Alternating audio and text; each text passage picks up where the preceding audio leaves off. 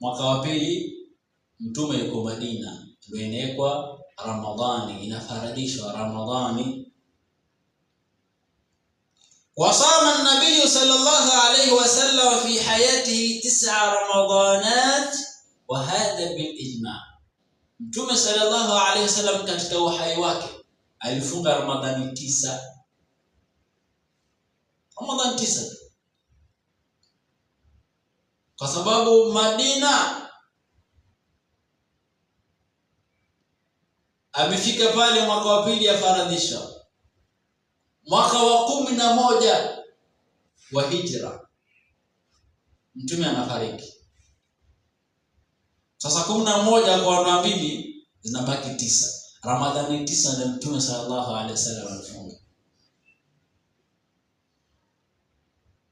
Kwa hiyo ina maana muda wote iko kule Makka hakuna Ramadhani.